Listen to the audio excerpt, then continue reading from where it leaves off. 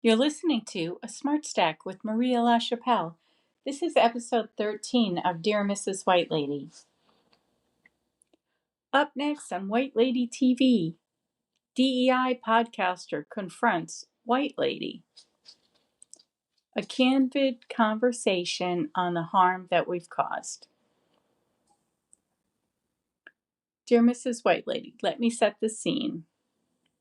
A DEI professional shows some next level commitment to inclusion by interviewing a nondescript white lady with an awkward accent and a modestly above average vocabulary. I admit, I'm worried she's going to get her ass kicked in the DEI lounge right after this. You might think a tete-a-tete amongst two white ladies on race is set to hit the rocks from the start. Yeah, I thought so too. Then I listened to Kim Brassor, one voice evolving, and I lost my shit. Brassor opens up about how and when she became aware of race, the experiences that shaped her early life, some painful childhood stuff she only hints at, but you feel the weight of it. Get comfy and settle in. Tissue box, emotional support blankie, your go-to comfort food. Pleading guilty to Stouffer's family size mac and cheese over here. If you can stomach an historical perspective on the generational harm we white ladies have perpetrated on generations of black ladies, pause here and listen to episode 7 of Dear Mrs. White Lady, Why We Can't Get to Equal.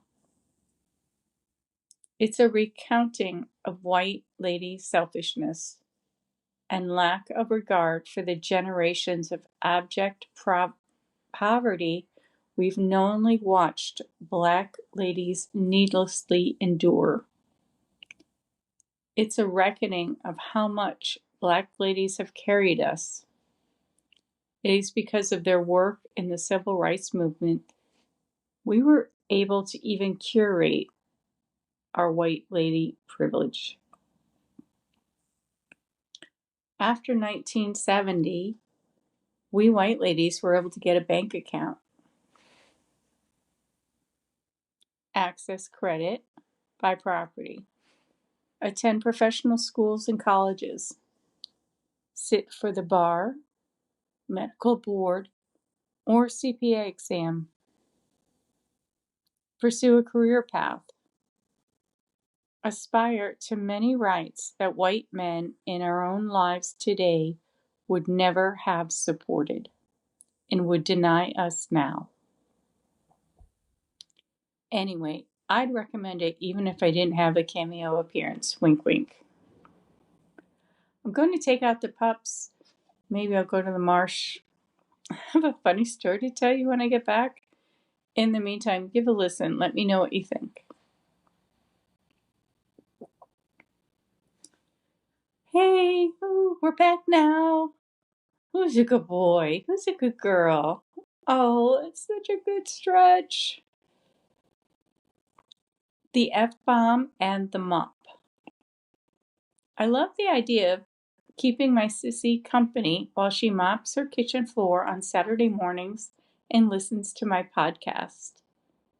If I'm especially long-winded, she'll wash, dry, and fold a load of laundry, maybe 2.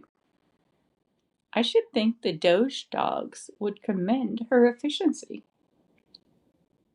This past week, she called me, like on the actual phone. Although the editor of The Atlantic can neither confirm nor deny this first-hand account over open source AT&T wireless. It went something like this. Oh, and because I'm a smarty, I don't answer the phone with the perfunctory hello. when she calls. Ring, ring. Me. Who's dead? I've borrowed this Olympia Dukakis line from Moonstruck for decades. Sissy. God, at least I know you haven't been kidnapped. You okay? Sure. I mean, the world's coming to pieces. Miss Emma ate my favorite French lipstick, and I'm out of firewood. What? Miss Maria, I've never heard you swear so much in my life. I'm tracking, readjusting frequencies. Okay. She must have just listened to episode 11 of Dear Mrs. White Lady. Oh dear. Me. Oh, the Alec Baldwin video? What now? Sissy. Do I have to call the sheriff to do a wellness visit on you? You didn't sound like yourself. I mean, I know your voice. I love your voice. But I'm worried. To be fair, I think Sissy meant a welfare check. But a welfare visit would be welcomed too. Bring on the Dead Sea Salt body scrub. Grapefruit aromatherapy. Yes, please. Me. You didn't know it was a line from a movie. Understood. I feel you. In my defense, I did put the F-bombs in quotation marks. I know this is not going to pass muster. See tangent below.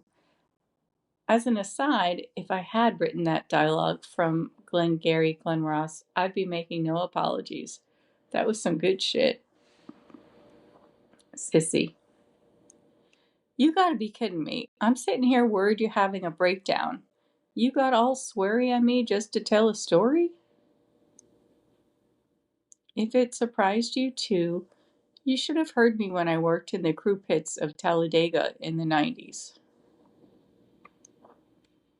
The military term passing muster has nothing to do with two chauffeur-driven town cars exchanging a jar of grape poupon. If it had, Obama wouldn't have taken such shit from Hannity and the Teamsters for asking for the caviar of all mustard with his burger in 2009. Hugs. M. P.S. Mental health is no joke.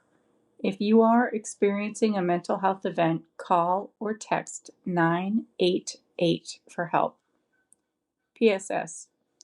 I do not promote the prevention moniker of the Suicide and Crisis Prevention line.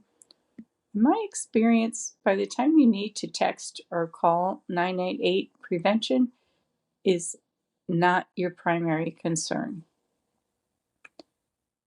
You've been listening to episode 13 of Dear Mrs. White Lady.